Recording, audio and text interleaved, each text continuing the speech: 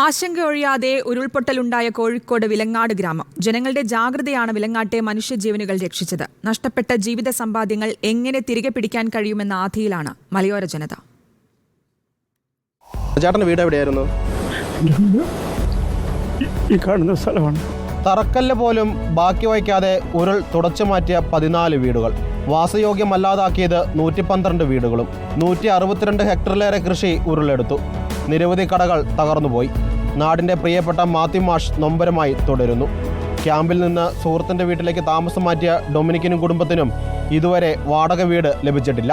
ക്യാമ്പിലായിരുന്നു. ഇന്നലെ വൈകിട്ട് ക്യാമ്പിൽ നിന്ന് പോന്നു. കാരണം ക്യാമ്പ് പിരിച്ചുവിടുക എന്ന് പറഞ്ഞതിൻ്റെ പേരിൽ എൻ്റെ സുഹൃത്തിൻ്റെ വീട്ടിലേക്ക് ഞാൻ വന്നു. ഇപ്പം താമസിക്കാൻ വേണ്ടിയിട്ട് സർക്കാരിൻ്റെ ഭാഗത്തുനിന്ന് ഒരു സൗകര്യം ഒരുക്കി തരണമെന്ന് വിനീതമായിട്ട് അപേക്ഷിക്കുകയാണ്.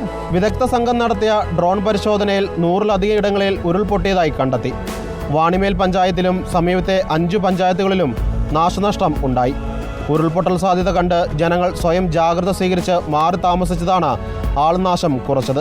ഞങ്ങളുടെ വീട്ടിലന്ന് 37 പേരുണ്ടായിരുന്നു. ഞങ്ങളുടെ വീടിൻ്റെ താഴോട്ട് 10-15 വീടുകളുണ്ട്. അവിടെ നിന്ന് എല്ലാവരും ഫോൺ കോൾ അറിഞ്ഞതനുസരിച്ച് ഓടി വീട്ടിലേക്ക് വന്നു. അവിടെ ഒരു പ്രശ്നം ഉണ്ടാകും. ഞങ്ങളുടെ വീട് ഒരു റോഡ് സൈഡിലാണ്. അപ്പോൾ അവിടെ ഒരു പ്രശ്നം ഉണ്ടാകുക എന്നാണ് ഓർത്തത്. പക്ഷേ ഉരുൾ പൊട്ടി ഒരു ഭാഗം മുഴുവൻ ഞങ്ങളുടെ വീടിൻ്റെ മുറ്റത്തേക്ക് ഞങ്ങളുടെ വീടിൻ്റെ പരിസരത്തോട്ടും വരികയാണ് ചെയ്തത്. പക്ഷേ ഞങ്ങൾ ധൈര്യപൂർവ്വം അവിടെ തന്നെ നിന്ന്. വീടിന് കേടുപാടുകളൊന്നും സംഭവിച്ചില്ല. ഈ മഞ്ഞച്ചീളി തന്നെ ഏകദേശം 6 കടകളുണ്ടായിരുന്നു. നെരുവമേൽ സുരേഷിൻ്റെ കട, മൊബൈൽ ഷോപ്പ് നടത്തുന്ന ഷിബിൻ്റെ കട, 12 കടകളാണ് നിലവിൽ ആ സ്ഥലത്ത് തന്നെ ഇല്ലാതായിരിക്കുന്നത്. കൃഷിസ്ഥലങ്ങൾ ഇവിടെ 100 കണക്കിന് ഏക്കർ കൃഷിസ്ഥലങ്ങൾ പോയിട്ടുണ്ട്. അത് കൃത്യമായ കണക്കെടുപ്പ് ഇപ്പോൾ നടന്നുകൊണ്ടിരിക്കുന്നതേ ഉള്ളൂ. അത് പൂർത്തിയായി കഴിയുമ്പോൾ അതിൻ്റെ എത്രയോ മടങ്ങ് കൃഷിസ്ഥലങ്ങൾ പോയിട്ടുണ്ട്. നഷ്ടമായ രേഖകൾ വീണ്ടെടുക്കാൻ ഈ വെള്ളിയാഴ്ച പ്രത്യേക അദാലത്ത് നടത്തുന്നുണ്ട്.